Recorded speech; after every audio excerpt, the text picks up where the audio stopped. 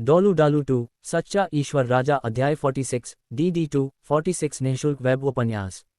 अगर इससे ज्यादा होता है तो सुयू इसे सहन नहीं कर पाता। एक देवराज और एक आत्मा वृद्ध के बीच का अंतर अकल्पनीय रूप से विशाल था। सुयू ने टैब में हाथ डाला। इस समय गोल्डन ड्रैगन किंग के रक्त के प्रभाव से पानी पूरी तरह से सुनहरा हो गया था। जैसे ही सुयू ने अपना हाथ अंदर डाला, उसे तेज जलन महसूस हुई। पानी के अंदर एक अविश्वसनीय रूप से हिंसक शक्ति की घटना हुई थी। डार्क गोल्ड टेरिक्लोबिया की आत्मा की हड्डी में समाई जंगलीपन इसके सामने कुछ भी नहीं था। ये शक्ति केवल बेलगाम ही नहीं थी, बल्कि विध्वंसक और प्रभुत्वशाली थी। जैसे ही उनके हाथ से एनर्जी फोटोग्राफर स्काई ड्रीम आइसवर्म और इलेक्ट्रोक्स, जो उनके साइको सागर सुपरस्टेट में थे, तुरंत जागृत हो गए। क्या बात है! स्काई ड्रीम आइसवर्म की आपेक्षिक आवाज से भारी हुई थी। उस महान, दबंग और हिंसक रूप से उग्र आहा ने स्काई ड्रीम आइसवर्म को अपनी आत्मा में गहरा भय महसूस कराया। इसे पहले कभी प्रदर्शित नहीं किया गया था। बस थोड़ा सा खून, सुयू ने पंक्ति से हाथ पीछे खींचते हुए कहा। थोड़ा सा खून। स्काई ड्रीम एक पल के लिए रुक गया, फिर चिल्लाया, ये किसका खून है? ये बहुत भयानक है। इस उग्रता की तुलना में आइस जेड सम्राट बिच्छू, स्नो एम्प्रेस और यहाँ तक कि दीतियान भी महत्वपूर्ण रूप से दिखाई देते थे। हालांकि उनका प्रमुख काम था, फिर भी वह एक आत्मा पशु के लिए, विशेष रूप से एक वैज्ञानिक था।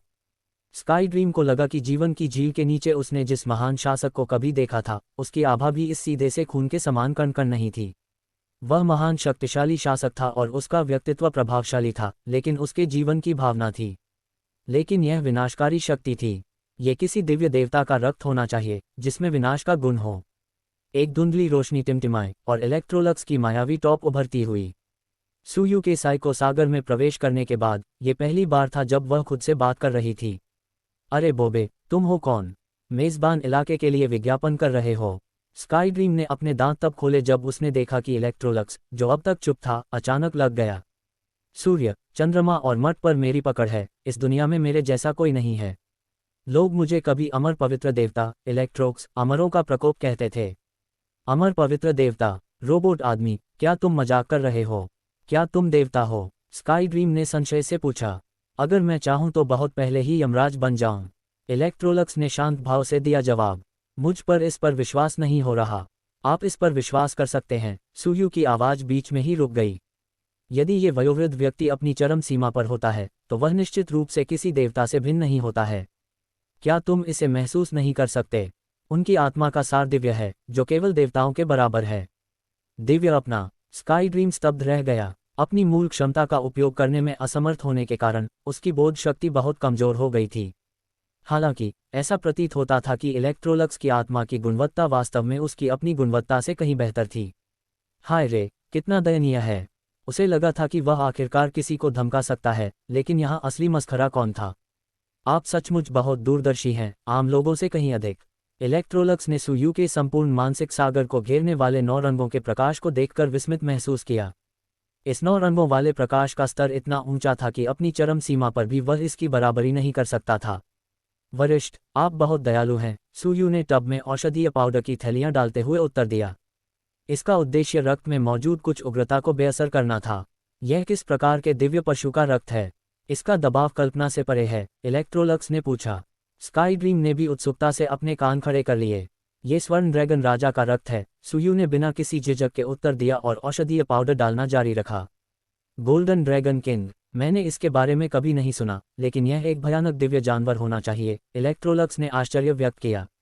लेकिन मेरे युवा मित्र, यह रक्त अत्यंत हिंसक है, इसलिए सावधान रहना।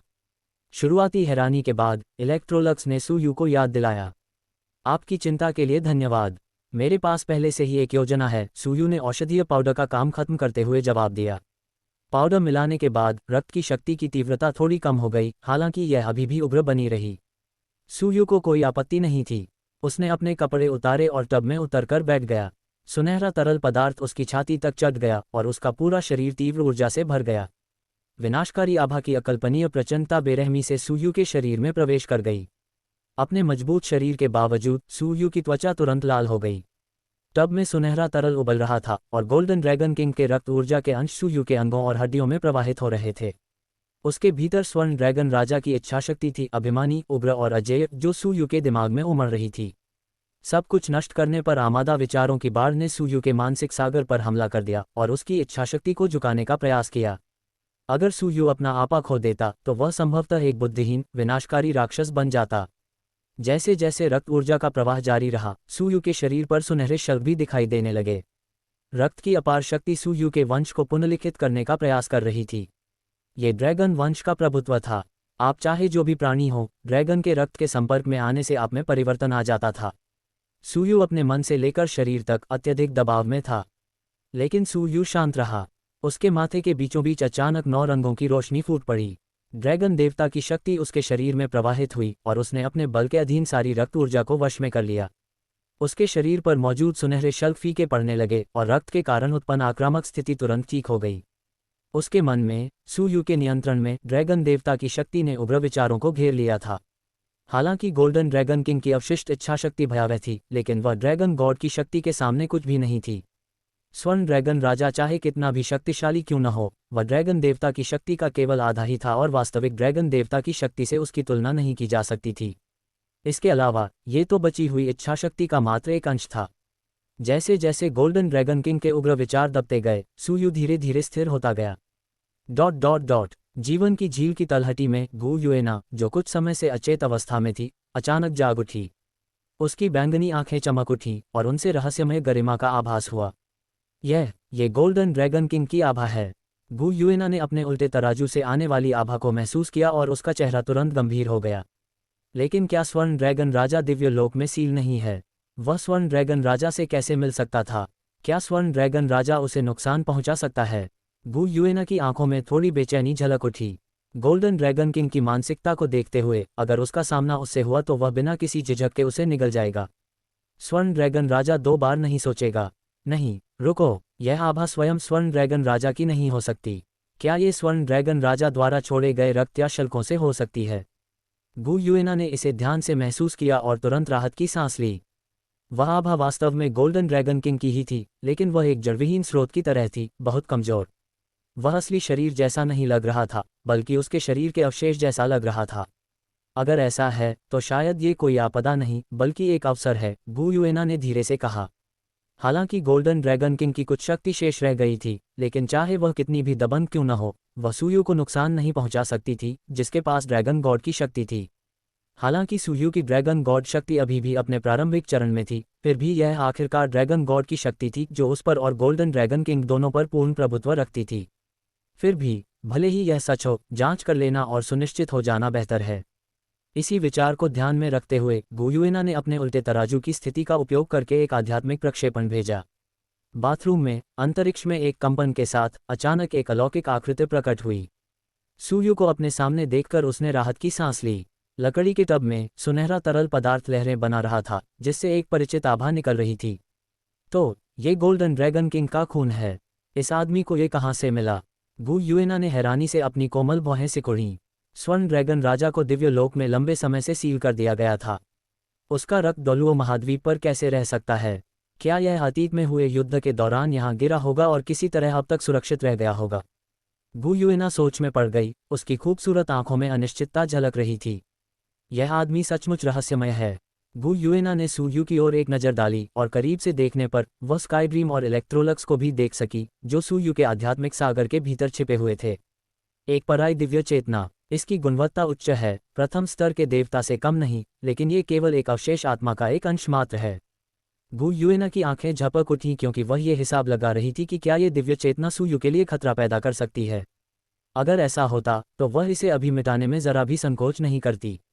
चाहे वह किसी की भी दिव्य चेतना हो, वह किसी मानव देवता से ही आनी चाहिए थी, और उसे मानव देवताओं से कोई लगाव नहीं था।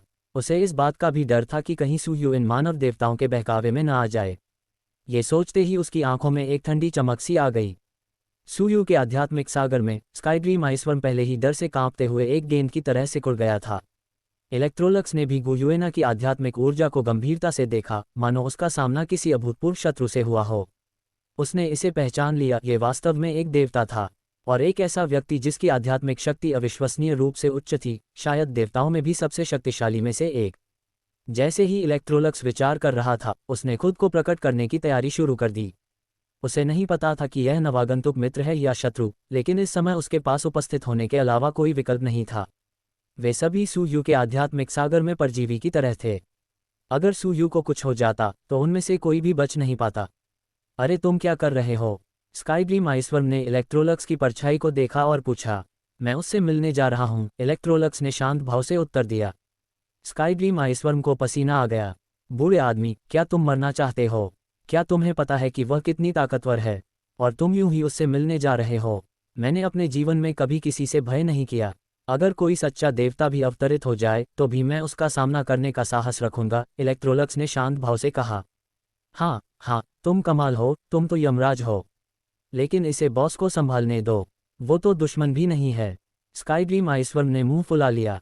हम दुश्मन नहीं, इलेक्ट्रोलक्स ने विराम लिया, फिर पीछे हट गया। अगर वह दुश्मन नहीं थी तो कोई समस्या ही नहीं थी। वह अपनी स्थिति से अवगत था। वह बस एक क्षणभंगुर आत्मा था और यदि वह चला गया तो उसकी जीत निश्चित नहीं थी। उसने बस यही सोचा था कि वह उसकी दुश्मन है और उसके पास कोई दूसरा विकल्प नहीं था। लेकिन चूंकि वह नहीं थी, इसलिए ये लड़ाई लड़ने का अधिकार उसे नहीं था। उसने फैसला किया कि सुयू इसे संभालेगी। इसी विचार के साथ उसने तुरंत सुयू से संपर्क किया।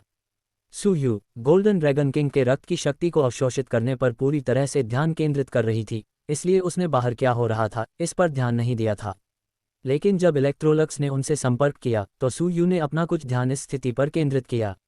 आंखें खोलते ही सुयू को तुरंत वू युएना की अलौकिक आकृति दिखाई दी। नाना, आप यहाँ क्यों हैं? सुयू ने पूछा, उसकी आंखों में सुखद आश्चर्य की झलक थी। ये देखने के लिए कि तुम मर चुके हो या नहीं, वू युएना ने ठंडे लहजे में जवाब दिया। उसकी निगाहें सुयू की ओर जटिल भाव से देख रही थीं। उसकी आंखों में झुंझलाहट का एक अंश था, लेकिन साथ ही कोमलता और चिंता का भी संकेत था, जो आक्रोश, लालसा और एक सूक्ष्म, अनकही भावना के साथ मिश्रित था। उस चुंबन के बाद से सुयू अपने दिल में बाकी लोगों से अलग हो गई थी।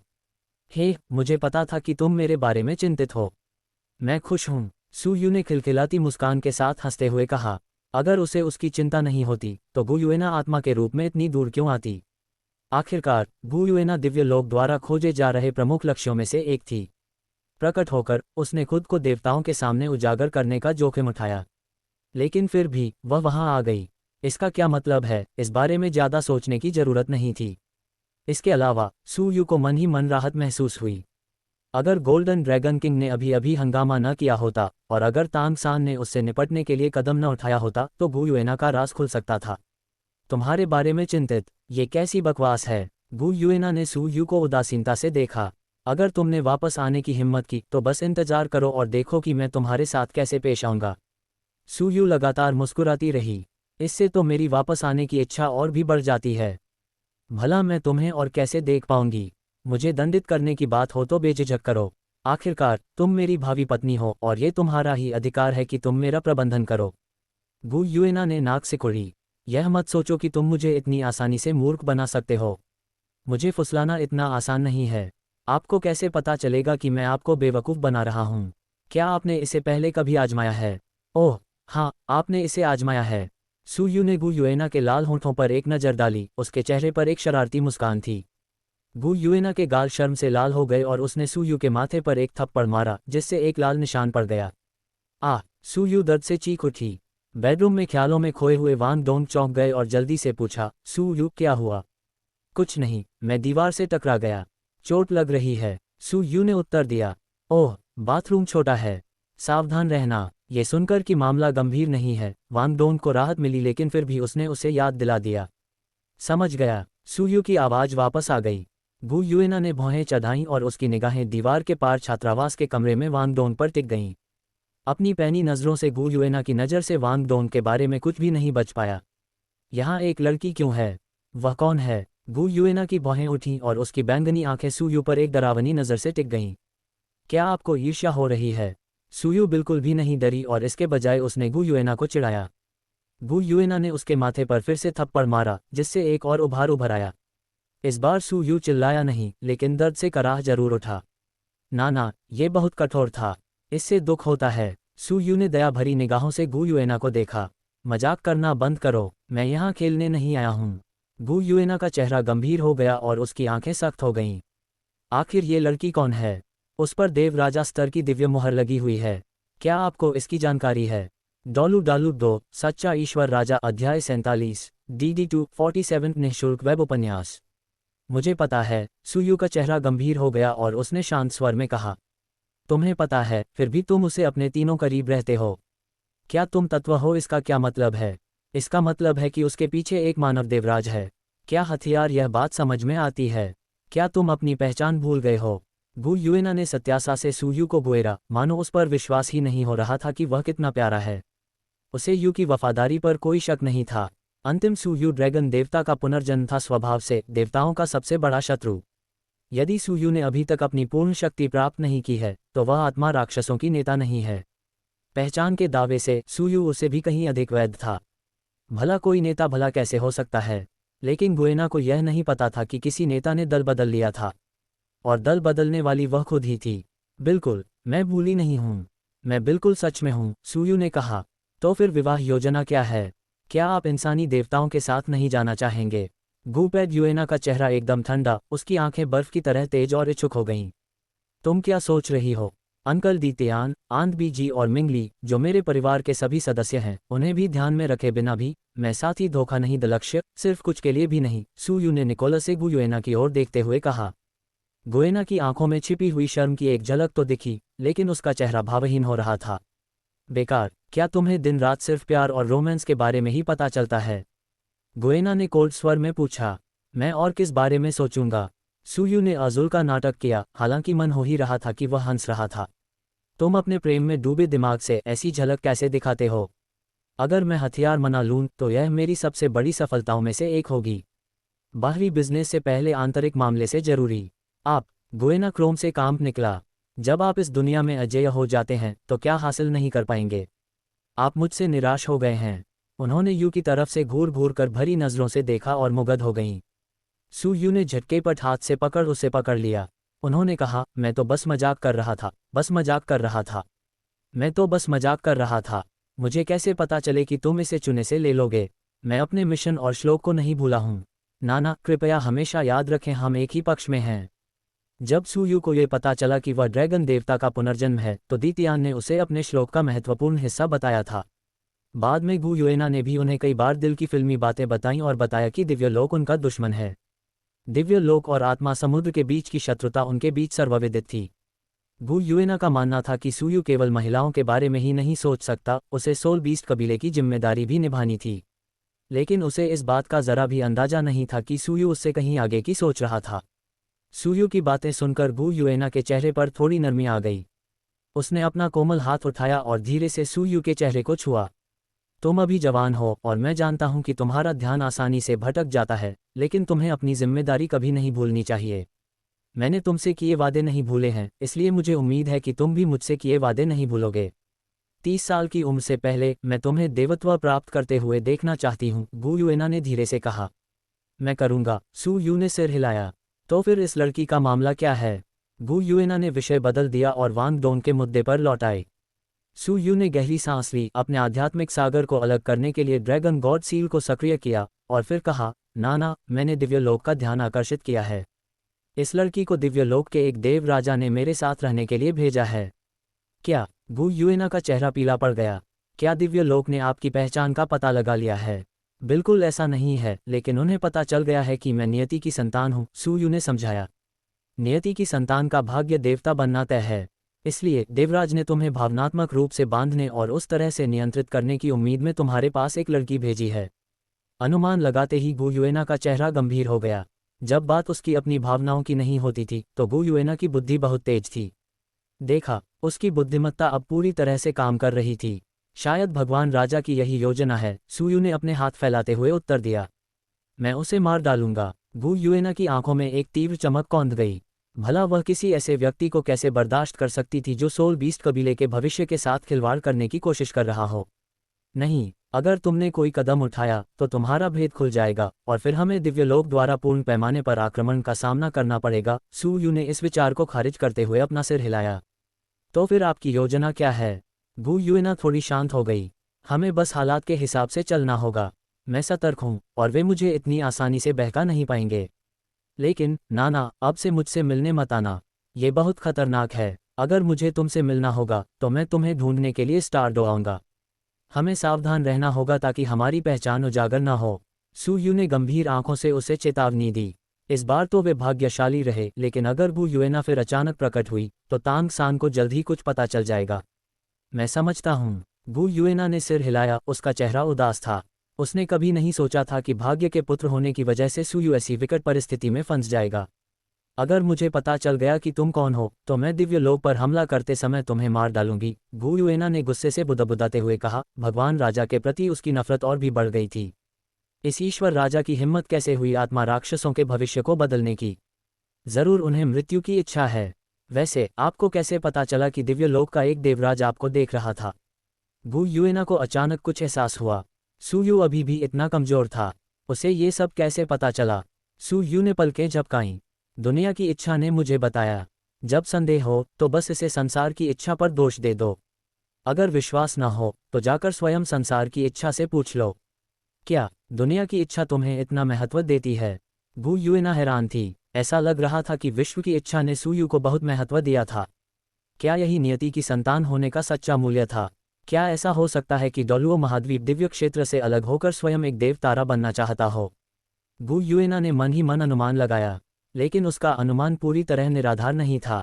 दिव्य लोक निचले लोकों से आस्था का संचय कर रहा था, जिससे संसार की प्रगति अवरुद्ध हो रही थी। भला संसार की इच्छा इससे मुक्त क्यों न होना चाहे? मूल कथा में हुआ युहाओं को इसका चुना हुआ व्यक्ति माना गया था, लेकिन दुर्भाग्यवश वह असफल रहा और तांग परिवार का मोहरा बन गया, जिसके बाद तांग हाओ ने विश्व इच्छा पर कब्जा कर लिया। इस बार विश्व इच्छा ने सू यू को चुना था और उस पर पहले से कहीं अधिक दांव लगा रही थी। हर पल सू यू के चारों ओर अपार सौभाग्य एकत्रित हो रहा था। नियति का बच्चा, दुनिया का बच्चा कौन होता है? वह सचमुच भाग्य का धनी व्यक्ति है, दुनिया का केंद्र बिंदु। भाग्य जहां भी ले जाए, खतरे आशीर्वाद में बदल जाते हैं और बाधाएं अवसर बन जाती हैं। वह जो भी हासिल करना चाहता उसमें उसे सफलता अवश्य मिलती। सू यू की यात्रा पर पीछे मुड़कर देखें तो यह वास्तव में काफी सहज रही थी। इसके विपरीत भाग्य के मूल पुत्र हुआ युहाओं को लगातार विपत्तियों का सामना करना पड़ा। विशेषकर सू यू के प्रति शत्रुतापूर्ण रवैया अपनाने के बाद तो उसका भाग्य और भी बिगड़ता चला गया। भविष्य में उसे किन चुनौतियों का सामना करना पड़ेगा, इसका अनुमान लगाना कठिन था। शायद ऐसा ही हो। कभी कभी मैं रहस्यमय तरीकों से विश्व की इच्छा की उपस्थिति को महसूस कर सकता हूँ, सू यू ने कंधे उचकाते हुए लापरवाही से जवाब दिया। वू युएना की खूबसूरत आंखें थोड़ी सिकुड़ गईं और उसने धीरे से आह भरी। यह अच्छी बात लगती है, लेकिन यही वह कारण भी है जिसकी वजह से दिव्य लोक ने आपको नोटिस किया है। यह अच्छा है या बुरा, यह अभी भी अनिश्चित है, उसने सू यू की ओर गंभीरता से देखते हुए कहा। जैसा कि मैंने पहले भी कहा था, सावधान रहें। अगर कभी आपको ऐसी चुनौती का सामना करना पड़े जिसे आप पार न कर सकें, तो स्टार डो लौट आएं। सोल बीस्ट कबीला हमेशा आपका मजबूत सहारा रहेगा। ये शब्द एक स्पष्ट वादा थे। वह उसे बता रही थी कि चाहे कुछ भी हो जाए, सोल बीस्ट कबीला उसे कभी नहीं छोड़ेगा। सू यू भावुक हुए बिना नहीं रह सकी। नाना, सू यू ने कृतज्ञता भरी नजरों से वू युएना का हाथ थाम लिया। तुम मेरे प्रति इतने दयालु हो कि मेरे पास तुम्हारा एहसान चुकाने के लिए कुछ नहीं है। क्यों न मैं खुद को तुम्हें सौंप दूं? वू युएना, हम अभी अभी एक गंभीर बातचीत कर रहे थे और अब ये सब। सू यू को थप्पड़ मारने की तीव्र इच्छा को दबाते हुए वू युएना ने यथासंभव शांत भाव से बात की। तुम अभी जवान हो, जब तुम बड़े हो जाओगे तब इस बारे में बात करेंगे। हमारा एक समझौता है ना?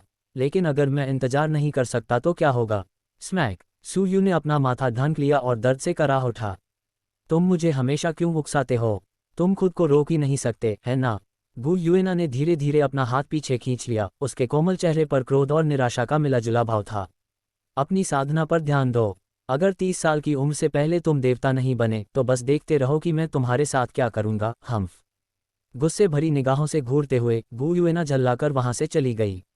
सू यू ने अपना माथा रगड़ा और धीरे से आह भरी। ये गुस्सैल महिला बहुत जोर से मारती है। इससे बहुत दर्द हुआ। दर्द के बावजूद वह मुस्कुराया।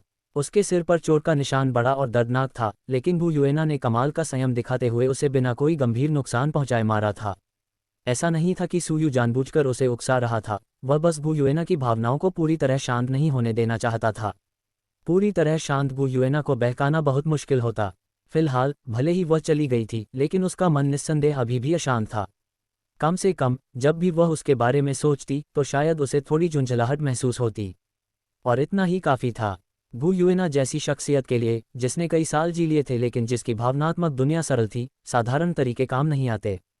उन्हें थोड़ा अपरंपरागत होना पड़ता था। डॉलुओ 3 की मूल कहानी में गु युएना ने दोहरी व्यक्तित्व अपनाने की कोशिश करके एक बहुत बड़ी गलती की थी, जिससे दूसरों को इसका फ़ायदा उठाने का मौका मिल गया था। लेकिन वर्तमान गु युएना अपनी पूरी ताकत में थी। हालांकि वह भावनात्मक रूप से सीधी सादी थी, लेकिन उसे हराना आसान नहीं था। सु यू ने अपनी पहचान, क्षमता और कुछ चतुराई भरी चालों की बदौलत उसके साथ कुछ प्रगति की थी। लेकिन उसे पूरी तरह से जीतने के लिए उसे बेजोड़ शक्ति की आवश्यकता होगी। आत्मा पशुओं की दुनिया में शक्ति ही सब कुछ थी। एक गहरी सांस लेते हुए सु यू की आंखें शांत जल की तरह स्थिर हो गईं। उसने अपनी आंखें फिर से बंद कर लीं, जिससे स्वर्ण ड्रैगन राजा के रक्त की शक्ति उसके शरीर में प्रवाहित हो सके। सु यू की शारीरिक शक्ति तेजी से बढ़ रही थी। ... कुछ ही देर में 1 घंटा बीत गया। सु यू को काफी देर तक बाहर न आते देख वांग डोंग आखिरकार बेचैन हो गया। सु यू ने पहले कभी नहाने में 10 मिनट से ज्यादा समय नहीं लिया था। अपनी त्वरित और निर्णायक कार्रवाई के लिए मशहूर सु यू को अब 1 घंटे से ज्यादा समय हो गया था और वह अभी तक बाहर नहीं आया था। चिंतित होकर वांग डोंग ने बाथरूम के दरवाजे पर धीरे से दस्तक दी। सु यू, क्या तुम ठीक हो? तुम ठीक हो? उनकी आवाज में थोड़ी सी जल्दबाजी झलक रही थी और दरवाजा खटखटाना जारी रहा। टब के अंदर सु यू ने धीरे धीरे अपनी आंखें खोलीं। उसकी बर्फीली नीली निगाहों में सुनहरी रोशनी की एक झलक दिखाई दी और फिर जल्दी से गायब हो गई। सुनहरी रोशनी की एक परत क्षण भर के लिए उसके शरीर पर चमकी और फिर गायब हो गई। सु यू अपने अंदर शक्ति का एक विस्फोटक प्रवाह महसूस कर सकता था, जो पहले से कहीं अधिक शक्तिशाली था। उसकी आत्मिक शक्ति 29वें स्तर पर पहुंच गई थी, जो 40वें स्तर से बस थोड़ा ही कम था। इसी बीच टब में मौजूद सुनहरा तरल पदार्थ पूरी तरह से साफ पानी में बदल गया था। वांग डोंग के दस्तक देने की आवाज़ सुनकर सु यू ने जवाब दिया, वांग डोंग, मैं ठीक हूँ। वांग डोंग शांत हो गया, उसकी बेचैनी कम हो गई। तुम इतनी देर से अंदर क्यों हो? मैं नहा रही थी और गलती से सो गई, सु यू ने जवाब दिया। अच्छा, मैं समझ गया। चलो जल्दी तैयार हो जाओ, साथ में नाश्ता करते हैं। अगर हम और देर करेंगे तो कैंटीन में खाना खत्म हो सकता है। वांग डोंग की आवाज़ अब शांत और आश्वस्त लग रही थी। समझ गया, मैं जल्द ही बाहर आ जाऊंगा। सु यू टब से उठा, पानी निकाला और औषधि वाले टब को अपने आत्मिक उपकरण में रख लिया। जल्दी से हाथ मुंह धोने के बाद उसने साफ कपड़े पहने और बाहर चला गया। वांग डोंग एक कुर्सी पर बैठा था, उसकी हल्की नीली आंखें झिलमिला रही थीं क्योंकि वह सु यू को ध्यान से देख रहा था। सु यू, तुम कुछ अलग लग रही हो, वांग डोंग ने टिप्पणी की। जिज्ञासा से उसका चेहरा सु यू को ऊपर से नीचे तक देख रहा था। क्या अलग है? सु यू मुस्कुराते हुए अपनी सीट की ओर बढ़ा। आप में किसी तरह की अधिक उपस्थिति है। वांग डोंग ने सोच विचार करते हुए अपनी ठोड़ी पर हाथ फेरा। वास्तव में? सु यू मुस्कुराया और मन ही मन वांग डोंग के पैनी नज़र की तारीफ करने लगा। वाकई उसने बदलाव को महसूस कर लिया था। गोल्डन ड्रैगन किंग के रक्त से शरीर को मजबूत करने के इस दौर के बाद उसकी शारीरिक शक्ति में उल्लेखनीय वृद्धि हुई थी, साथ ही उसकी आभा में भी। सु यू की लंबाई भी कुछ सेंटीमीटर बढ़ गई थी, जिससे वह लगभग 1.8 मीटर लंबा हो गया था। शारीरिक बदलाव भले ही तुरंत दिखाई न दें, लेकिन उसकी उपस्थिति में निश्चित रूप से बदलाव आ गया था। क्या आपको कोई और सफलता मिली? वांग डोंग ने जिज्ञासा से आंखें चौड़ी करते हुए पूछा। शायद। मैं अभी अभी 29वें स्तर पर पहुंचा हूं। जब आप नहा रहे थे। सु यू ने सिर हिलाया। राक्षस! वांग डोंग के होंठ फड़कने लगे। वह अवाक रह गया। सु यू ने एक बार फिर सफलता हासिल कर ली थी। क्या परम मार्शल सोल वाले किसी व्यक्ति के लिए यह इतना आसान था? इस लड़के के साथ एक ही छात्रावास में रहना तनावपूर्ण लगने लगा था। नहीं, उसे और भी ज्यादा मेहनत करनी होगी। वांग डोंग ने अपनी मुट्ठियां भींच लीं और मन ही मन खुद को प्रेरित किया। चलो चलते हैं, खाने का समय हो गया है, सु यू ने जूते पहनते हुए कहा और वांग डोंग को अपने साथ आने का इशारा किया। दोनों एक साथ छात्रावास से निकले और नाश्ते के लिए कैफेटेरिया की ओर चल दिए। इसके बाद सु यू ने अपनी ताकत परखने के लिए एक जगह खोजने की योजना बनाई। गोल्डन ड्रैगन किंग के रक्त ने उसके शरीर को असाधारण रूप से मजबूत बना दिया था और वह देखना चाहता था कि वह वास्तव में कितना शक्तिशाली हो गया है। PS, मैं वांग डोंग के लिए वह या उसकी शब्द का प्रयोग केवल रोमांटिक क्षणों में ही करूंगी। डॉलू 2, सच्चा ईश्वर राजा अध्याय 48, DD248 निःशुल्क वेब उपन्यास। प्रोटोटाइप क्षेत्र के चारों ओर एक निर्धारित परीक्षण क्षेत्र था, जिसमें प्रशिक्षण कक्ष भी थे। Sun Moon Imperial Solar Engineering अकादमी इस मामले में अच्छी तरह से संस्थान था। हालांकि सु यू ने यहां खुद को परखने की मशीन का प्रयास नहीं किया था, क्योंकि शक्ति परीक्षा की अधिकतम क्षमता केवल 5 स्तर तक ही थी, जो कि उसकी शक्तियों को प्रशिक्षण के लिए बिल्कुल भी उपयुक्त नहीं था। इसके बजाय सु यू वांग डोंग को लेकर 6ठे वर्ष के वर्ल्ड ऑपरेशन क्षेत्र की ओर चल दिया गया। वहां की शक्ति पर्यवेक्षण मशीन शायद अधिक उपयुक्त हो। सु यू, हम फाइनल कर क्या रहे हैं? वांग डोंग ने अपने साथ जीवित उत्सुकता से प्रश्न पूछे। आज उनकी सप्ताहांत छुट्टी थी। ऐसा क्या हो सकता है कि सुयू उसे कहीं भी मौज मस्ती के लिए ले जा रही हो? मैं अपनी मेडिकल फर्मों का परीक्षण करने जा रही हूं और देखती हूं कि मैं किस स्थान पर हूं, सुयू ने लॉर्ड मस्क के साथ कहा। आपकी शारीरिक रचना का परीक्षण करें। वांग डोंग की अनोखी जिज्ञासा से चमक उठी। उसकी शारीरिक स्थिति काफ़ी अच्छी थी। परीक्षण के दौरान उसकी शारीरिक शक्ति और सहनशक्ति दोनों 30 के स्तर से ऊपर थी, जिससे वह कई अन्य लोगों से आगे थी। वह सोच रहा था कि यूयू की शारीरिक क्षमता कितनी होगी। उसकी क्षमता तो कहीं और होनी चाहिए, है ना? उनके मन में जिज्ञासा सूर्य रही थी और वे दोनों प्रारंभिक से छठे वर्ष के क्षेत्रों में पहुंच गए। परीक्षण क्षेत्र खाली था, दूर दूर तक किसी भी व्यक्ति की नज़र नहीं पड़ रही थी। सुयू ने संतुष्टि से सिर हिलाया। ये सबसे अच्छा था। अगर मौसम हो तो परेशानी हो जाती है। ड्यूटी पर मौजूद शिक्षक से बातचीत के बाद सुयू और वांग डोंग का परीक्षण क्षेत्र में प्रवेश करने की जानकारी मिली। अंदर शारीरिक क्षमता, ताकत और प्रतिक्रिया गतिशीलता कई गांवों वाली। वांग डोंग ने उत्सुकता से हर एक उपकरण का निरीक्षण किया, हालांकि वह उनमें से ज़्यादातर को पहचान नहीं पाया। उसे पता था कि इसका उपयोग आंकड़े की जांच के लिए किया जाता है, लेकिन वह प्रत्येक उपकरण के विशिष्ट कार्य को समझ नहीं पा रहा था। पहले उसे आत्मा से जुड़े उपकरणों में ज़्यादा मदद नहीं थी, लेकिन हाल ही में उसकी अरुचि कम हो गई है।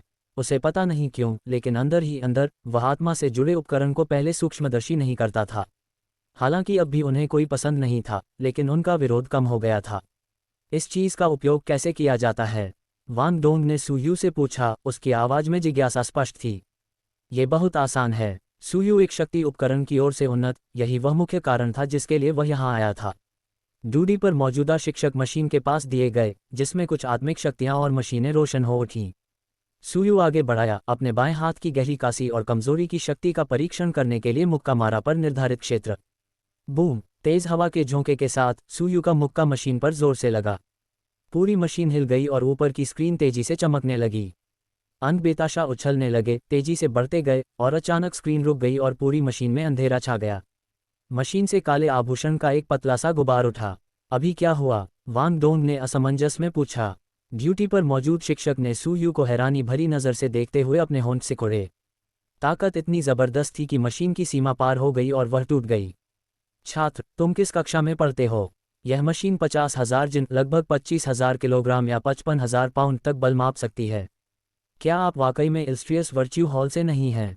शिक्षक दंग रह गया। 50,000 जिन मापने की क्षमता वाली मशीन एक ही मुक्के से टूट गई। क्या आप विश्वास कर सकते हैं? कितना? 50,000 जिन। वांग डोंग ने सुयू को ऐसे देखा मानो वह कोई राक्षस हो। 50,000 जिन बल सहन करने वाली मशीन भी सुयू की ताकत का अंदाज़ा नहीं लगा सकती थी, और सुयू की ताकत उसकी सीमा से कहीं ज़्यादा थी, इसलिए वह मशीन टूट गई। आखिर यह आदमी कितना ताकतवर था? क्या तुम इंसान भी हो? वांग डोंग ने गंभीरता से संदेह जताते हुए पूछा कि क्या सुयू इंसान है या मानवरूपी जानवर? अहम, बिल्कुल, मैं इंसान हूँ। मैं बस स्वभाव से ही मजबूत हूँ, बस इतना ही। सुयू ने थोड़ी शर्मिंदगी महसूस करते हुए अजीब तरह से खांसा। उसे पता था कि उसकी शक्ति में काफ़ी वृद्धि हुई है, लेकिन उसने 50,000 जिन से अधिक होने की उम्मीद नहीं की थी। ये कैसी धारणा थी? एक साधारण सोल डोलू के पास भी 50,000 जिन की शक्ति नहीं हो सकती। केवल शक्तिशाली आक्रमण करने वाले सोल डोलू के पास ही इतनी शक्ति हो सकती है। हालांकि आत्मा के स्वामी युद्ध में मुख्य रूप से कौशल और विस्फोटक शक्ति पर निर्भर रहते थे, लेकिन इतनी शारीरिक शक्ति होना उनके लिए एक बड़ा लाभ था। भला कौन उनसे आमने सामने की लड़ाई करने की हिम्मत करता? एक ही मुक्के में खेल खत्म। सच में, मुझे विश्वास नहीं हो रहा, तुम पागल हो। वांग डोंग सदमे से अवाक रह गया। इसमें कोई हैरानी नहीं कि सुयू उसे एक नन्हे चूजे की तरह पकड़ सकती थी। क्या किसी इंसान में इतनी ताकत हो सकती है? ये तो अविश्वसनीय था। अगर आपको मुझ पर विश्वास नहीं है तो मैं कुछ नहीं कर सकता, सुयू ने कंधे उचकाते हुए कहा। ड्यूटी पर मौजूद शिक्षक ने शांत भाव से कहा, छात्र, मुझे लगता है कि आपको नुकसान की भरपाई के लिए कितनी राशि देनी है, इस बारे में अधिक चिंतित होना चाहिए।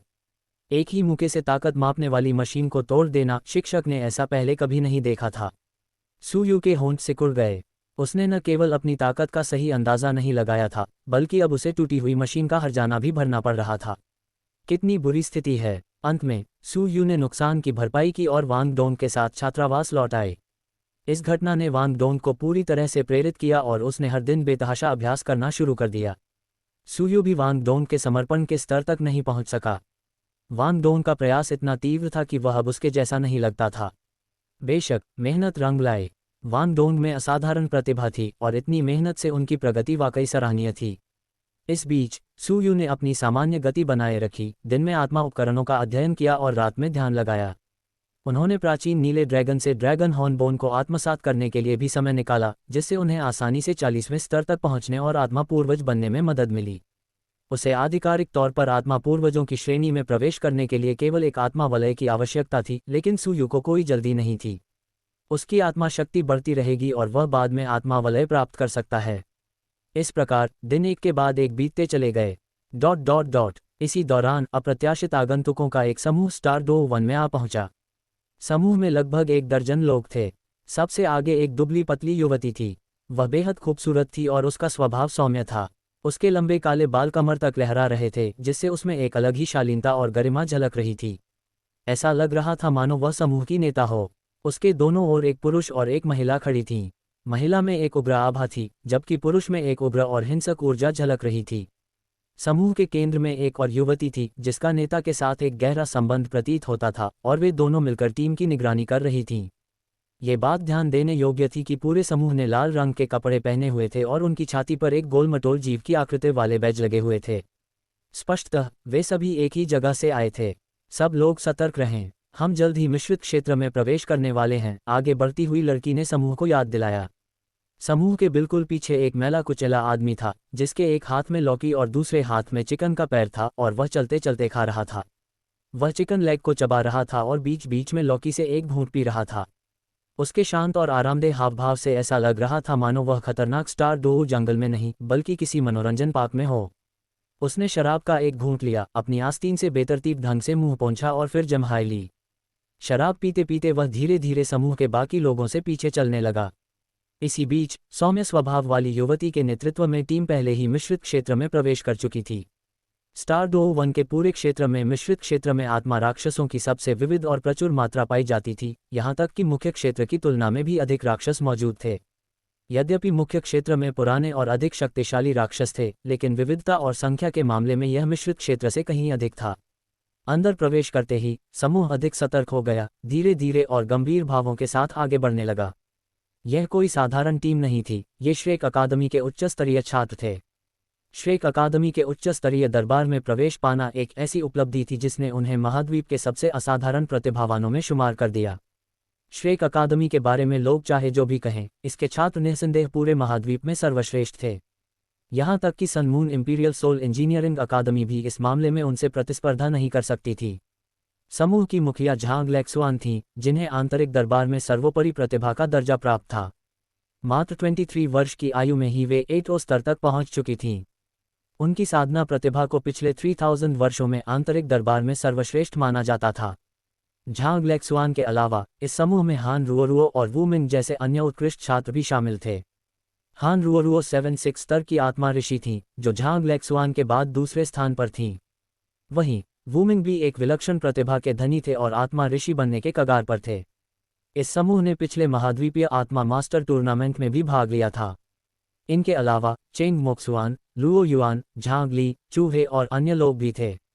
ये सभी आंतरिक दरबार के प्रतिभाशाली लोग थे और उनमें से सबसे कमजोर भी 5 स्तर तक पहुंच चुका था। इतनी मजबूत टीम के साथ वे मिश्रित क्षेत्र पर अपना दबदबा बना सकते थे। कुछ ही आत्मा दानव समूह यहाँ उनका मुकाबला कर सकते थे। अधिकांश वास्तविक खतरे मुख्य क्षेत्र में छिपे हुए थे। अपनी शक्ति के कारण उन्हें उच्च आयु के आत्मा प्राणियों से आत्मा वलय की आवश्यकता थी। जैसे जैसे वे मिश्रित क्षेत्र में गहराई तक जाते गए, 10,000 वर्ष पुराने आत्मा प्राणियां प्रकट होने लगीं। झांग लेक्सुआन सतर्क रही और अपने आसपास के वातावरण का जायजा लेती रही।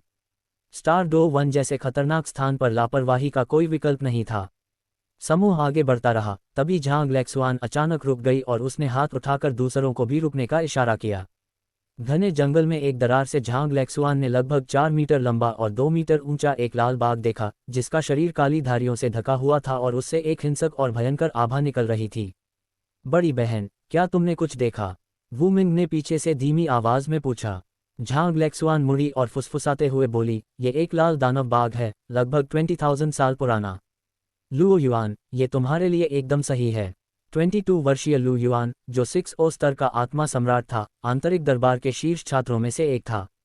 उसकी मार्शल आत्मा ज्वाला बाघ थी, जो अग्नि गुण वाली बाघ प्रकार की मार्शल आत्मा थी। हालांकि यह श्वेत बाघ जितनी श्रेष्ठ नहीं थी, फिर भी उच्च श्रेणी की थी। ये सुनकर लुओ युआन की आंखें चमक उठीं। क्रिम्सन डेमन टाइगर एक उच्च श्रेणी का आत्मा प्राणी था। हालांकि यह डार्क गोल्ड टेरिक्लोबिया या टाइटन जायंट एप की तरह शीर्ष स्तर का नहीं था, फिर भी ये दूसरे स्तर का था।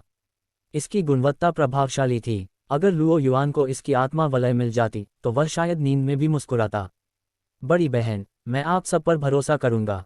मुझे ये लाल दानव बाघ चाहिए, लुओ युआन ने जल्दी से कहा। ठीक है, मेरी बात ध्यान से सुनो। झांग लेक्सुआन ने युद्ध के लिए भूमिकाएं निर्धारित करना शुरू किया। वह मुख्य आक्रमण का नेतृत्व करेगी, वुमिंग और चेंग मोक्सुआन अगल बगल से सहयोग प्रदान करेंगे और हान रुओरुओ नियंत्रण संभालेंगी। बाकी छात्रों को हुआ याओ जैसे सहायक आत्मा स्वामी की रक्षा करने का कार्य सौंपा गया था। टीम धीरे धीरे क्रिम्सन डेमन टाइगर के पास पहुंची, जिसे अभी तक आने वाले खतरे का एहसास नहीं हुआ था। जब तक बाघ को कुछ गड़बड़ का एहसास हुआ, तब तक झांग लेक्सुआन और उसका समूह उसके काफी करीब पहुंच चुका था। झांग लेक्सुआन के आक्रमण शुरू होते ही आकाश में अर्धचंद्राकार चंद्रमा प्रकट हुआ। उसी समय बगल से एक सुनहरी रस्सी निकली। ये हान रुओरुओ की चाल थी। उसकी मार्शल आत्मा चकाचौंध कर देने वाली सुनहरी रस्सी थी। हान रुओरुओ की नियंत्रण क्षमता अविश्वसनीय रूप से शक्तिशाली थी, जिसके कारण उन्हें आंतरिक दरबार में सर्वश्रेष्ठ नियंत्रक का खिताब प्राप्त हुआ। उन्होंने तुरंत ही लाल दानव बाघ को कसकर बांध लिया। इसके तुरंत बाद वुमिंग और चेंग मोक्सुआन ने हमला कर दिया। उच्च कोटि का आत्मा दानव होने के बावजूद लाल दानव बाघ संयुक्त हमले का सामना नहीं कर सका। देखते ही देखते शक्तिशाली हमलों के बाद वह मृत्यु के कगार पर पहुंच गया। लुओ युआन, झांग लेक्सुआन ने पुकारा और लुओ युआन उत्सुकता से आगे बढ़ा। वश में किए गए लाल दानव बाघ को देखकर वह खुशी से झूम उठा। सब लोग सतर्क रहो। लुओ युआन, आत्मा की अंगूठी को जल्दी से अवशोषित करो, झांग लेक्सुआन ने निर्देश दिया और समूह ने अपने अपने कर्तव्यों को फिर से शुरू कर दिया। लुओ युआन ने एक ही प्रहार में लाल दानव बाघ का नाश कर दिया और उसके शरीर से एक काला आत्मा वलय प्रकट हुआ। वह पालथी मारकर बैठ गया, अपनी मार्शल शक्ति को मुक्त किया और आत्मा वलय को अवशोषित करना शुरू कर दिया। 10,000 साल पुरानी आत्मा की अंगूठी को आत्मसात करना आसान नहीं था। लुओ युआन की ताकत के साथ इसमें कम से कम आधा दिन लग जाता। 2 घंटे बीत गए और टीम अब भी सतर्क थी। वह अस्त व्यस्त सा दिखने वाला आदमी जो पीछे पीछे चल रहा था, अब एक पेड़ पर आराम से बैठा था। उसे ज्यादा चिंता नहीं थी, चूंकि वे मुख्य क्षेत्र में प्रवेश नहीं कर पाए थे, इसलिए इतनी मजबूत टीम के साथ मिश्रित क्षेत्र में उन्हें किसी वास्तविक खतरे का सामना करने की संभावना कम ही थी। थोड़ी भूख लगने पर उसने अपना पेट सहलाया। उसने चिकन का एक और टुकड़ा निकाला और उसे कुतरने लगा। आधा घंटा और बीत गया। वह बारी बारी से वाइन की चुस्कियां लेता रहा और चिकन के टुकड़े खाता रहा। उसे बहुत आनंद आ रहा था। अचानक हल्की लेकिन अव्यवस्थित आवाज़ों ने उसका ध्यान खींचा। पहले तो उसने ज्यादा ध्यान नहीं दिया, लेकिन आवाज़ तेज और तीव्र होती गई, साथ ही भयंकर दहाड़ें और दर्द भरी चीखें भी सुनाई देने लगीं। मैले कुचले बालों वाला वह आदमी अचानक सीधा बैठ गया। आखिरकार उसे एहसास हुआ कि कुछ गड़बड़ है, अच्छा नहीं है। वह भीतरी प्रांगण की टीम की ओर दौड़ा। जब वह वहां पहुंचा तो उसने देखा कि एक विशालकाय 5 से 6 मीटर ऊंचा डार्क गोल्ड टेरिक्लोबिया तबाही मचा रहा है। भालू ने अपने पंजे के एक ही वार से लगभग 10 मीटर लंबा ऊर्जा का पंजा छोड़ा, जो अपने रास्ते में आने वाली हर चीज को चीरता हुआ निकल गया। चेंग मोक्सुआन को प्रतिक्रिया करने का समय भी नहीं मिला और वह टुकड़े टुकड़े हो गया। उसका शरीर खून के धुंध के बादल में बदल गया। चेंग मोक्सुआन, झांग लेक्सुआन पीड़ा से चीख उठी। उसकी 5वीं आत्मा की अंगूठी में अचानक चमक आ गई। आकाश में अर्धचंद्राकार चंद्रमा अचानक सुनहरा हो गया और 2 समान अर्धचंद्राकार आकृतियों में विभाजित हो गया। उसकी 5वीं आत्मा कौशल मूनफॉल, भयानक काटने की शक्ति से युक्त सुनहरे अर्धचंद्राकार आकृतियां डार्क गोल्ड टेरिक्लोबिया की ओर बढ़ीं। फिर भी उनके हमले की अपार शक्ति के बावजूद वे भालू के शरीर से एक बाल भी नहीं हिला सकीं। PS, ये घटना मूल कहानी में मुख्य कहानी से पहले घटी थी। हालांकि इसका उल्लेख केवल एक दुखद घटना के रूप में किया गया था, जिसके परिणामस्वरूप श्वेक के कुछ छात्रों की मृत्यु हो गई और झांग लेक्सुआन को एक लाल आत्मा की अंगूठी प्राप्त हुई। PS2, वैसे ही झांग लेक्सुआन वह व्यक्ति है जिसकी सुयू अपनी बहन जुवान कहती है, और वह इस कहानी की अभिनेत्रियों में से एक भी है।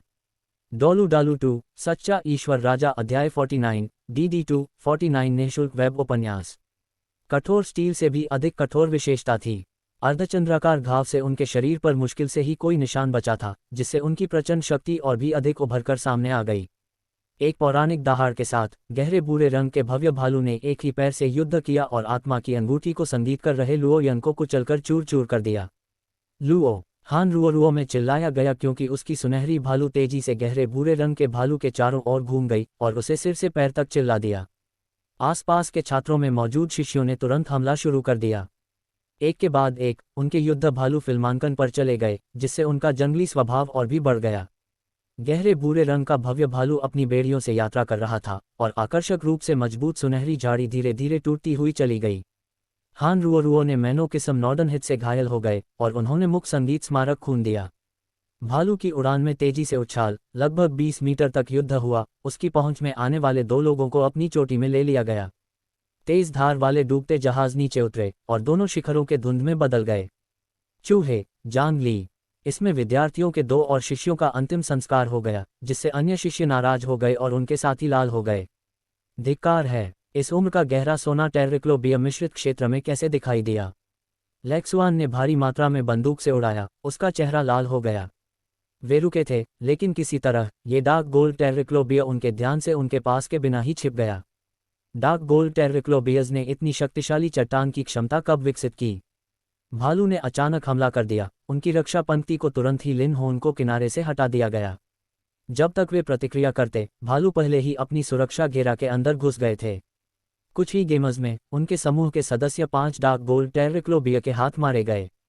यह आशा करता है कि कहीं और वर्ष अधिक शक्तिशाली था। इसकी आयु कम से कम 10,000 रही होगी। एक प्रतिष्ठित दर्जे का आर्किटेक्ट डुलुओ भी शायद इसके सामने टिक नहीं पाता। हालांकि वे सभी साजिश थे, लेकिन 10,000 साल से अधिक पुराने डार्क गोल्ड टेर्रिक्लोबियस का मुकाबला उनकी वर्तमान संरचना से कहीं दूर था।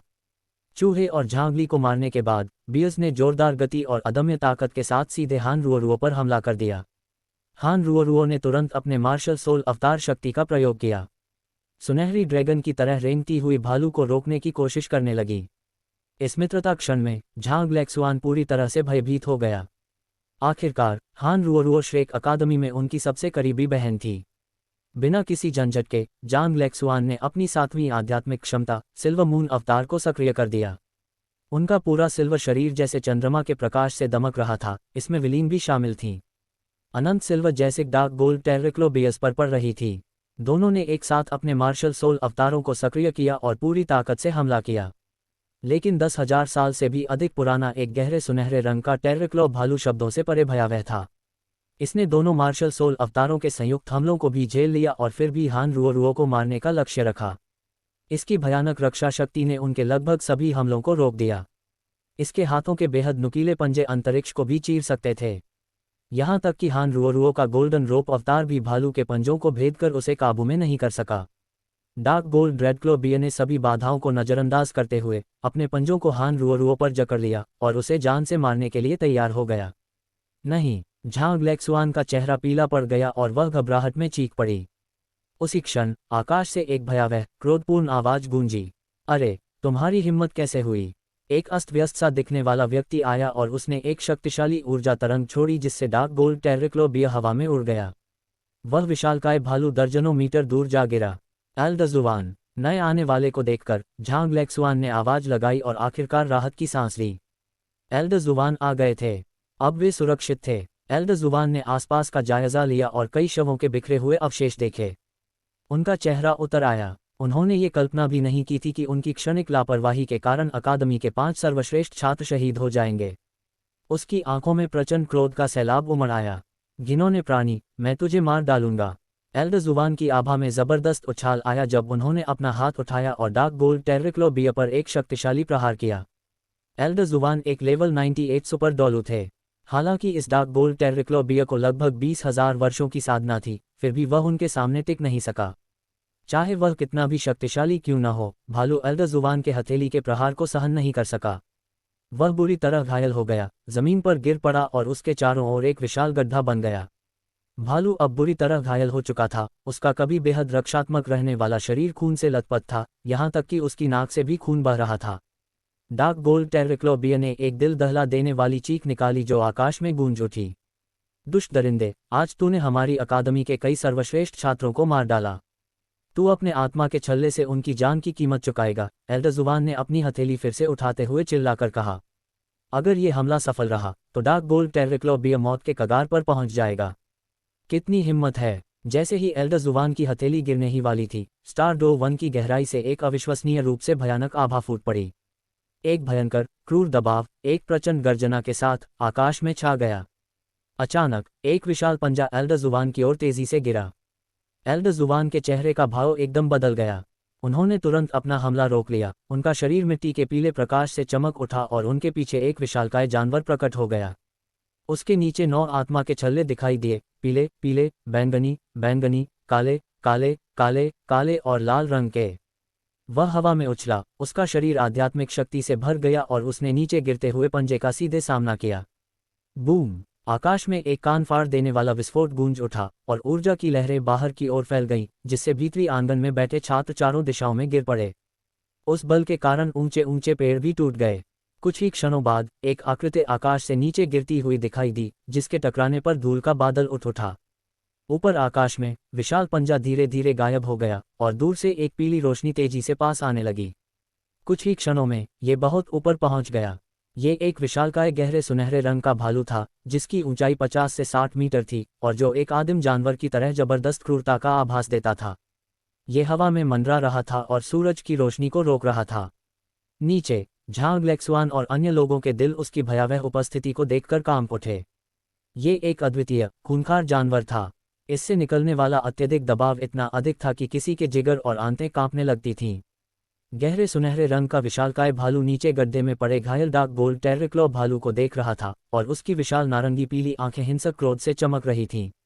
ये गहरे सुनहरे रंग का टेरिक्लोबिया उसके आदेशों का पालन करते हुए हर जगह खोजबीन कर रहा था। स्टार डोग जंगल में दर्जनों गहरे सुनहरे रंग के टेरिक्लो भालू बिखरे हुए थे। वे सभी एक खास व्यक्ति का इंतजार कर रहे थे। अब ऐसा लग रहा था कि आखिरकार उन्हें अपना लक्ष्य मिल गया है। गहरे सुनहरे रंग के विशालकाय भालू की आंखों में उत्साह की एक झलक दिखाई दी, साथ ही एक गहरा हत्यारा इरादा भी। टकराना! हल्की सी आवाज के साथ पत्थर चकनाचूर हो गए और धूल उड़ गई। जुबानजी नीचे स्थित विशाल गड्ढे से बाहर निकला और हवा में तैरते हुए गहरे सुनहरे रंग के विशालकाय भालू को ऊपर देखते हुए उसके चेहरे पर अत्यंत गंभीरता का भाव था।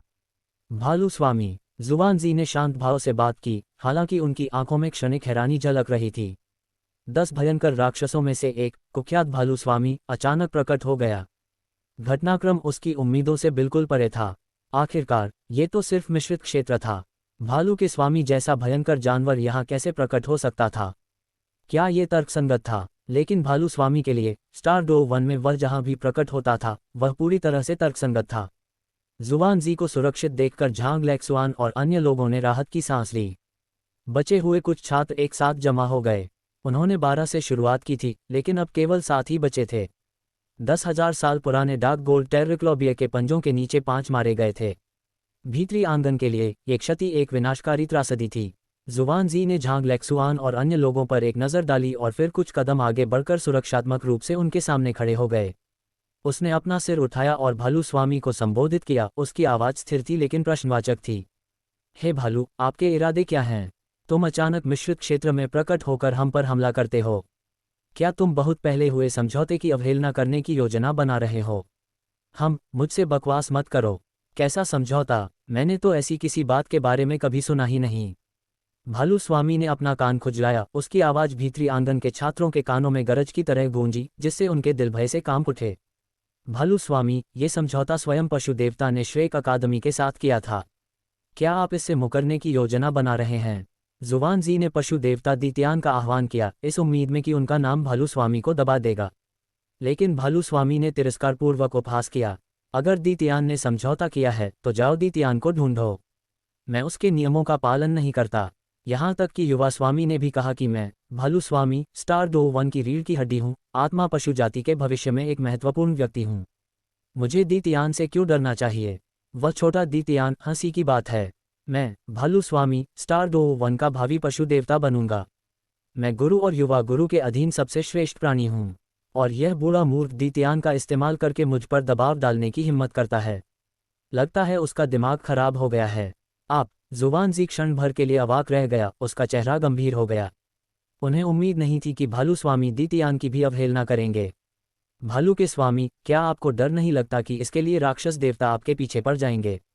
मैं जो चाहूंगी वही कहूंगी और जो चाहूंगी वही करूंगी। बूढ़े आदमी, क्या तुम्हें लगता है कि तुम मुझे बता सकते हो कि मुझे क्या करना है? भालू स्वामी ने जुबानजी को घूर कर देखा। उसकी आभा किसी भी क्षण विस्फोट करने को तैयार थी। उस भीषण क्रूरता ने झांग लेक्सुआन और नीचे मौजूद अन्य लोगों पर अत्यधिक दबाव डाला, उनकी पीठ ठंडे पसीने से भीग गई। इससे पहले कि जुवानजी कुछ जवाब दे पाता, भालू स्वामी ने फिर से हमला किया। मेरे स्टार 2-1 में मेरे डार्क गोल्ड टेररक्लॉ भालू कबीले का शिकार करने की हिम्मत कैसे हुई? लगता है तुम जीने से ऊब गए हो। इस बार भालू सरदार सचमुच क्रोधित था। युवा स्वामी ने जो कुछ भी कहा था वह सब सच था। इस बूढ़े मूर्ख ने उनके कबीले पर अपनी नज़र गड़ा दी थी और अब भालू का स्वामी उसे सबक सिखाएगा। भालू स्वामी, आप अनुचित व्यवहार कर रहे हैं। ये डार्क गोल्ड टेररक्लॉ भालू ही था जिसने सबसे पहले श्रेक अकादमी के छात्रों पर हमला किया था। श्रेक अकादमी ने तो इसके चलते अपने 5 होनहार छात्रों को भी खो दिया। इस डार्क गोल्ड टेररक्लॉ बियर को तो मर ही जाना चाहिए। जुवानजी ने न्यायसंगत ढंग से बात कही। श्रेक अकादमी के एक वरिष्ठ सदस्य के रूप में जुवानजी स्वाभाविक रूप से अकादमी के मूल्यों का सम्मान करते थे। इस डार्क गोल्ड टेररक्लॉ बियर ने तो पहले ही मृत्यु का मार्ग चुन लिया था। भालू स्वामी ने उपहास किया, अगर तुम आत्मा राक्षसों का शिकार करने के लिए स्टार 2-1 में नहीं आते तो क्या मेरे कबीले के लोग तुम पर हमला करते? वे आत्मा राक्षसों को मारने के इरादे से स्टार 2-1 में दाखिल हुए थे। उनकी मौत उचित ही है। इन शब्दों को सुनकर जुवानजी क्षण भर के लिए अवाक रह गया, लेकिन वह जल्दी ही संभल गया। आत्माओं के राक्षसों का शिकार करना स्वर्ग द्वारा आत्मा स्वामी को प्रदत्त अधिकार है। उन आत्मा राक्षसों का जीवन श्रेक अकादमी के छात्रों के जीवन से किसी भी तरह से तुलना नहीं कर सकता। जुवानजी ने आत्मविश्वास से घोषणा की, ठीक है, ठीक है, ठीक है, तो फिर तुम्हें मारना भी स्वर्ग द्वारा मुझे प्रदत्त अधिकार है। जैसे ही उसने बोलना शुरू किया, भालू के स्वामी ने गहरे सुनहरे रंग की रोशनी की एक लहर उत्सर्जित की जो पूरे आकाश में फैल गई। जुवानजी चौंक गया। उसके चारों ओर मिट्टी के पीले रंग की रोशनी फूट पड़ी जिससे दबाव का प्रतिकार हो सके। भालू के स्वामी, क्या आप सच में गंभीर हैं? क्या आपको लगता है कि मैं मजाक कर रहा हूँ? भालू स्वामी ने ठंडी सांस ली। भालू स्वामी, तारा 2-1 के राजा के रूप में क्या आप नियमों की अवहेलना करते हुए हमला करेंगे? जुवानजी गुस्से से चिल्लाया, तुम बूढ़े मूर्ख, नौजवानों को धमकाने की हिम्मत कैसे करते हो और मुझसे नियमों का पालन करने की उम्मीद करते हो? इसके अलावा मेरे नियम ही नियम हैं। भालू स्वामी की दहाड़ अत्यधिक प्रभुत्व से भरी हुई थी। अतीत में उसने ये वाक्यांश सुयू से सुना था और अब ये वास्तव में भालू स्वामी के रूप में उसकी पहचान के लिए उपयुक्त था। भालू स्वामी ने लड़ने को कहा और वह लड़ेगा। उसका जबरदस्त दबाव जुवानजी की ओर बढ़ रहा था। जुवानजी का चेहरा गंभीर हो गया और उसकी आंखों में दृढ़ संकल्प झलकने लगा। उसने एक लंबी चीख मारी और उसके शरीर से एक चमकदार पीली रोशनी फूट पड़ी। उसकी अपार शक्ति का विस्फोट हुआ। लेक्सुआन, इन्हें ले जाओ और जल्दी से निकल जाओ। जुवानजी समझ गया था कि उसके और भालू स्वामी के बीच की लड़ाई बहुत भीषण होगी। उनके टकराव से उत्पन्न ऊर्जा तरंगें भी झांग लेक्सुआन और अन्य लोगों के लिए घातक साबित हो सकती थीं। बिना किसी हिचकिचाहट के झांग लेक्सुआन बचे हुए सैनिकों के साथ पीछे हट गया। वे जुवानजी और भालू स्वामी के बीच चल रही लड़ाई में दखल नहीं दे सकते थे। वहां रुकने से वे खुद खतरे में पड़ जाते। जैसे जैसे वे पीछे हटते गए, जुवानजी की पीली रोशनी और तीव्र होती गई। एक छलांग के साथ जुवानजी तेज रोशनी में गिर गई और हवा में एक गहरी गड़गड़ाहट गूंज उठी। जैसे ही पीली रोशनी अपने चरम पर पहुंची, जुवानजी का रूप बदल गया। उसका शरीर बकरी जैसा था, आंखें बगलों के नीचे थीं, दांत बाघ जैसे थे, पंजे इंसानों जैसे थे और 2 विशाल बैल के सींग थे। एक भयानक प्राणी अचानक प्रकट हुआ। वह प्राणी 30 मीटर से अधिक लंबा और शक्तिशाली शरीर वाला था। उसके शरीर से तीव्र पीली रोशनी निकल रही थी और 5 मीटर लंबे सींगों के चारों ओर 9 आध्यात्मिक छल्ले चमक रहे थे। ईश्वरीय ताओटी बैल, यह जुवानजी की मार्शल सोल थी, एक शक्तिशाली आत्मा जिसमें ताओटी जानवर का रक्त समाहित था। इस समय जुवानजी ने अपने मार्शल सोल अवतार को प्रकट किया, जिससे ये स्पष्ट हो गया कि वह बियर लॉर्ड को कितनी गंभीरता से लेता है। हालांकि भालू स्वामी का रवैया अभी भी तिरस्कारपूर्ण था। जुवानजी की ताकत दूसरों को धमकाने के लिए काफ़ी हो सकती है, लेकिन उसके खिलाफ भालू स्वामी की प्रतिष्ठा दिखावटी नहीं थी। एक भयंकर दहाड़ के साथ भालू स्वामी के नुकीले पंजे जुवानजी की ओर बढ़े। यहाँ तक कि दिव्य ताओटी बैल भी उन पंजों को कम आंकने की हिम्मत नहीं कर सका। वह अपनी पूरी ताकत से आगे बढ़ा। पीली रोशनी ज्वार की लहर की तरह भालू स्वामी की ओर उमड़ पड़ी। एक भीषण धमाके के साथ 2 विशालकाय आकृतियां आपस में टकरा गईं। डॉलू डालू 2, सच्चा ईश्वर राजा, अध्याय 50, DD250 निःशुल्क वेब उपन्यास। बूम! आकाश में एक आकाशबाजी उठाओ। आकाश से तूफान ही भयंकर दबाव उतरा, जो कि लगभग 100 मीटर ऊपर ही समाप्त हो गया। इस प्रचंड बल ने 100 मील के समूह में वृक्षारोपण को चपटा कर दिया। एक योद्धा भालू था, जो अनोखा आक्रमण शक्ति वाला एक गहरे भूरे रंग का टेररक्लॉ भालू था। दूसरा योद्धा एक वास्तविक सुपर डुलू था, जो अपने चरम स्तर से थोड़ा नीचे था, लेकिन फिर भी 98वें रैंक पर था। मनुष्य पशु और के बीच का संघर्ष किसी भी तरह से शांत नहीं था। टकराना, एक और अनोखे के साथ दिव्य ताओटी बॉल हवा में उड़ गई। गहरे भूरे रंग के भालुओं ने दुष्टतापूर्ण वेश्यालय बनाया और एक बार फिर आगे बढ़ा दिया। वही क्षण दिव्य ताओटी बैल के पीछे अनंत पीले प्रकाश के गोले बने और तेजी से आगे बढ़ते भालू की ओर गिरा लगे। गहरे भूरे रंग के विशालकाय भालुओं ने आकाश में दहाड़ दी और अपना पंजा पटका बनाया, जिससे प्रकाश के गोले चूर चूर हो गए और वह तीव्र गति से आगे बढ़ते हुए दिव्य ताओटी बैल की ओर बढ़ने लगे। अगले ही पल वे दोनों विचित्र जीव फिर से हिंसक रूप में सामने आए। दूर से देखने पर ऐसा लग रहा था कि मानो लाइट के दो विशाल गोले बार बार एक दूसरे से टकरा रहे हों। जीवन की झील। द्वितीयान पृथ्वी के पीछे हाथ जोड़कर खड़ा था और शांत भाव से आकाश में हो रहा था युद्ध। उसके पीछे अधिकांश आत्मा पशु राजा पहले ही मिश्रित हो गए थे। बेयर लॉर्ड को क्या हुआ? उसने लेली को गलत दवा क्यों दी? वह श्रेक अकादमी के उस बूटमैन से क्यों लड़ रही है? जेड ने अपने बालों वाले बालों की एक लट को कुचया, उनके मनमोहक चेहरे पर थोड़ी सी उछल झलक रही थी। हाँ, क्या वह आदमी हमेशा सोता नहीं रहता? अचानक उसे इतना उत्साह किस बात से हो गया है? दानवों के राजा ने बीच में कहा। वे सभी स्वामी के व्यक्तित्व से भिन्न थे। तारा दो वन के पशु पक्षियों में, द्वितीयान के जंगल में भालू स्वामी सबसे शक्तिशाली थे। द्वितीयान से दूसरे हार को दावत जैसी दी गई थी और बाकी कोई भी उसका मुकाबला नहीं कर सकता था। इसलिए भालू स्वामी अपना ज्यादातर समय सोने में बिताता था। आज की घटनाओं ने उन्हें चौंका दिया। इसका रिश्ता छोटे मालिक से है, बीजी ने समय पर कहा। युवा स्वामी, ये युवा स्वामी की व्यवस्था क्या हो सकती है? जी सहित अन्य पशु राजा तुरंत ही उत्सुक हो गए। क्या युवा मालिक को श्रेक अकादमी हो गई थी, या फिर श्रेक अकेडमी ने किसी तरह यंग मास्टर को नाराज कर दिया? राक्षस ने साहसिक यात्रा शुरू कर दी। अगर यह यंग मास्टर का निर्णय है तो हमें क्या मदद करनी चाहिए और उस बूटमैन की देखभाल करनी चाहिए। जेड ने अपनी गर्दन पर कटार का निशान बनवाया, उसकी सुंदर आंखों में गहरी गहरी झलक दिख रही थी। शुरू में तो उसने उसे ज्यादा सहारा नहीं दिया और बस तमाशा देख रही थी, लेकिन अगर यह सुयू की मर्जी थी तो वह कार्रवाई करने के लिए पूरी तरह से तैयार थी। सुयू को जो भी पता था उसे खत्म कर देना था। जी सही कह रही है। मुझे वह बूटमैन से इतनी देर से गाली क्यों है? क्या इस मशीन का फायदा उसे मार डालूं? स्कारलेट किंग के तीनों सिर भयानक रोशनी से जगमगा रहे थे, जिनसे तीव्र हत्यारा इरादा झलक रहा था। श्रेक अकादमी शुरू से ही उबाऊ थी और यह बूढ़ा सबसे ज्यादा परेशान करने वाला था। अगर मौका मिला तो वह बेयर लॉर्ड के साथ मिलकर उसे खत्म करने में कोई संकोच नहीं करेगा। बकवास मत करो, अगर हम उसे मार देंगे तो श्रेक अकादमी हताश हो सकती है, बीजी ने हल्की मुस्कान के साथ कहा। अगर वे हताश होना चाहते हैं तो होने दीजिए, ये तो बस श्रेक अकादमी है। क्या वह तथाकथित dragon God Dolu star the forest में आने की हिम्मत भी करता है? वह तो बस सुनहरे पेड़ की वजह से अपनी शक्ति का प्रदर्शन कर रहा है। उसके बिना वह क्या है? जेड का चेहरा एकदम ठंडा पड़ गया, उसके चेहरे की मनमोहक अभिव्यक्ति गायब हो गई, उसकी जगह जानलेवा इरादे ने ले ली। ड्रैगन गॉड की उपाधि, क्या वह अपाहिज बूढ़ा आदमी इसे सहन कर सकता था? ऐसी उपाधि के योग्य तो केवल युवा स्वामी ही थे।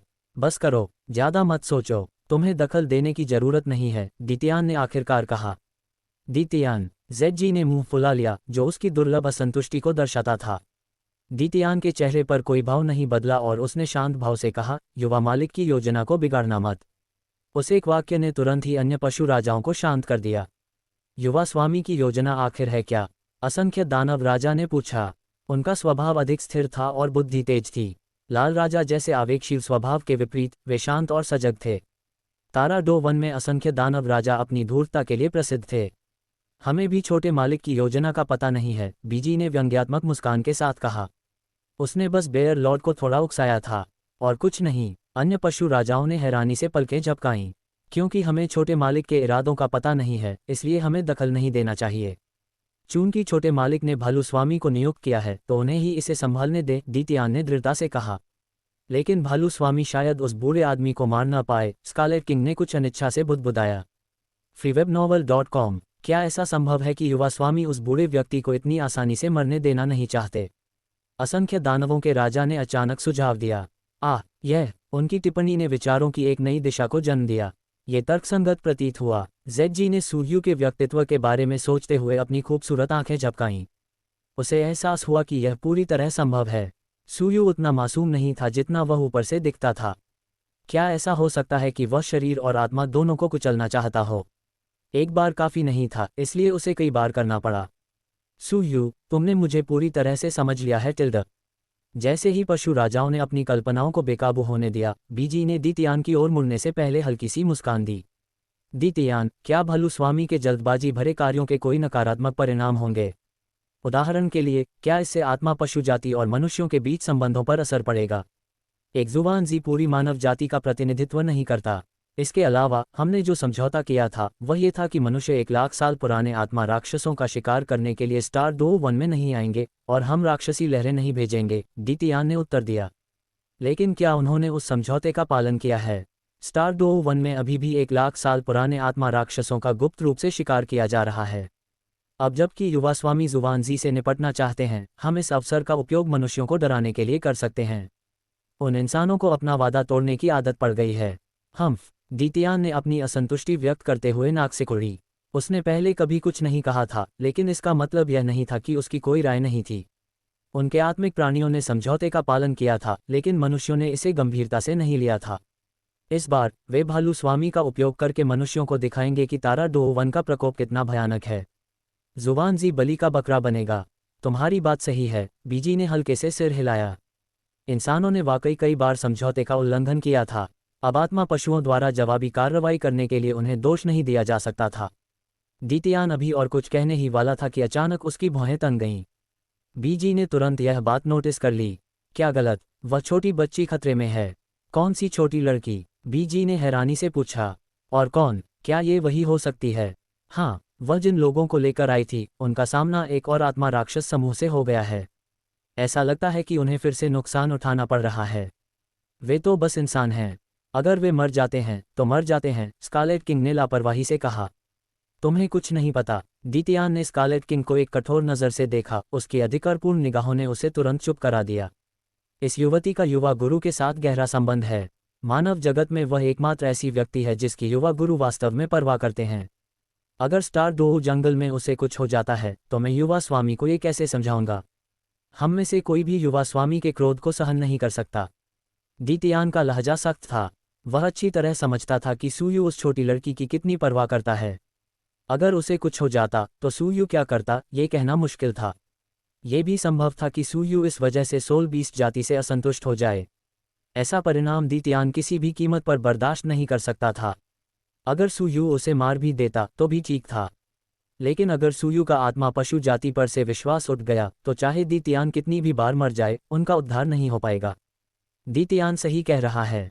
युवा स्वामी इस लड़की को परिवार का हिस्सा मानते हैं। इसकी तुलना अन्य मनुष्यों से नहीं की जा सकती, बीजी ने उचित समय पर कहा। उनकी बातों से अन्य पशु राजा चुप हो गए। जब सुयू से जुड़े मामलों की बात आती थी तो अत्यधिक सावधानी बरतने में कोई बुराई नहीं थी। वह बच्ची जिसे युवा मालिक परिवार का हिस्सा मानते हैं, मैं ये जानने के लिए उत्सुक हूं कि इस नन्ही सी बच्ची में ऐसा क्या खास है। जेड ने मनमोहक ढंग से हंसा।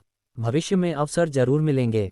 ये लड़की वाकई बहुत ही प्रतिभाशाली है। बीजी ने धीरे से मुस्कुराते हुए दीतियान की ओर देखा। अगर मुझे सही याद है तो उसे अब तक 80वीं रैंक पर पहुंच जाना चाहिए था। 23 साल की उम्र में ही 80वीं रैंक पर पहुंचना उनकी प्रतिभा को दर्शाता है। वह शायद यंग मास्टर की सहायता भी कर सकती हैं। मैं समझता हूँ। बीजी की बातें सुनकर दीतियान ने सिर हिलाया। वह उसकी बात पूरी तरह समझ गया था। अगले ही पल दीतियान की आकृति उस स्थान से गायब हो गई जहां वह खड़ा था। जीवन की झील पर केवल कुछ ही पशु राजा मौन खड़े रह गए थे। रो हुआ यह और बाकी लोगों को लेकर पहले निकल जाओ। मैं पीछे से मोर्चा संभाल लूंगा।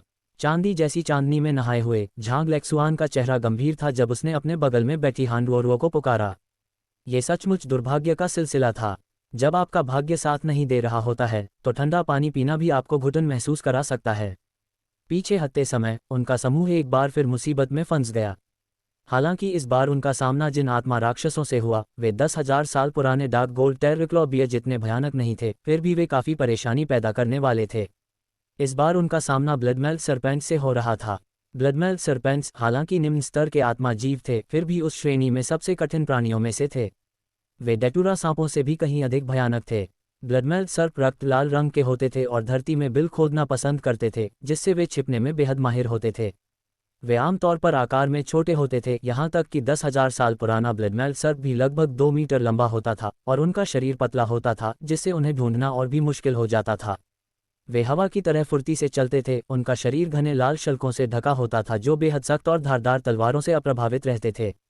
यहाँ तक कि एक तेज तलवार भी उन पर वार करने पर केवल चिंगारियां ही पैदा करती थी। इसके अलावा उनका जहर धतूरा सांप के जहर जितना ही खतरनाक था। जहाँ धतूरा सांप में न्यूरोटॉक्सिन होता है, वहीं ब्लडमेल सर्प का जहर संक्षारक होता है, ठीक उसी तरह जैसे तेज सल्फ्यूरिक एसिड। एक बार जब इसका जहर मानव त्वचा को छूता है तो वह तेजी से उसे नष्ट कर देता है। ब्लडमेल सर्पेंट को ये नाम इसलिए मिला क्योंकि इसके जहर से प्रभावित लोग अंततः खून के तालाब में घुल जाते थे। सबसे घातक बात यह थी कि ब्लडमेल सर्पेंट सामाजिक प्राणी थे। जहाँ एक होता था वहाँ हमेशा एक समूह होता था। झांग लेक्सुआन और अन्य लोग पीछे हटते समय गलती से इन सर्पों के इलाके में प्रवेश कर गए थे। यह क्षेत्र सैकड़ों बल्कि हजारों रक्तमिश्रित सर्पों का घर था। ये कल्पना करना आसान है कि श्वेक के आंतरिक दरबार के शिष्यों को अचानक हुए ऐसे हमले का सामना करने पर कितना भयानक अनुभव हुआ होगा। आंतरिक प्रांगण के 3 छात्रों को एक साथ दर्जनों ब्लडमेल सर्पों ने काट लिया, जिससे वे तुरंत जहर के कारण दम तोड़ बैठे और हड्डियों का कोई निशान छोड़े बिना खून के कुंड में विलीन हो गए। झांग लेक्सुआन, हान रुओरुओ और वुमिंग अधिक शक्तिशाली होने के कारण तेजी से प्रतिक्रिया करते हुए हमले की पहली लहर से बच गए। झांग लेक्सुआन की सुरक्षा के कारण हुआ याओ भी बच गई। हालांकि स्थिति गंभीर बनी रही। वे अनजाने में ब्लडमेल सर्पेंट के घोंसले में प्रवेश कर चुके थे और अब इन भयानक जीवों से घिरे हुए थे। ब्लडमेल सर्पेंट्स में क्षेत्रीयता की प्रबल भावना होती है और वहां से निकलना आसान नहीं होगा। बड़ी बहन, हम नहीं जा सकते। अगर हम चले गए तो आपका क्या होगा? वुमिंग ने चिंता से पूछा। उसके शरीर से सुनहरी लाल लपटें निकलीं, जिससे कई ब्लडमेल सर्प जलकर राख हो गए।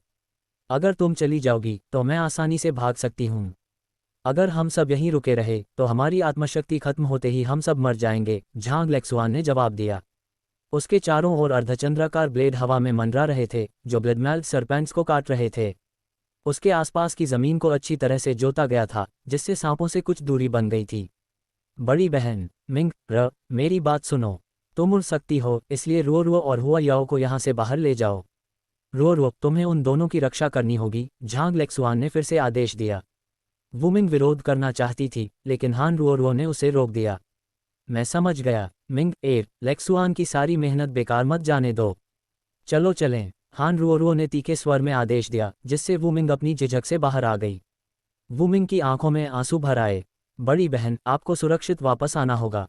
बेवकूफ मिंग, चिंता मत करो, मैं कर दूंगा, झांग लेक्सुआन ने आश्वस्त करते हुए मुस्कुराते हुए कहा। आंखों से आंसू बहते हुए वुमिंग ने जरा भी संकोच नहीं किया। उसने हान रुओरुओ और हुआ याओ को पकड़ा और अपने सुनहरे पंखों को फड़फड़ाते हुए आकाश में उड़ गई। आसपास मौजूद रक्तमिश्रित सर्प तुरंत उत्तेजित हो गए और भाग रहे तीनों पर हमला करने के लिए उछल पड़े। झांग लेक्सुआन ने अर्धचंद्राकार तलवारों की बौछार कर उनके लिए रास्ता साफ कर दिया। अंततः वुमिंग सफलतापूर्वक ऊपर चढ़ गया और तेजी से दूर उड़ गया।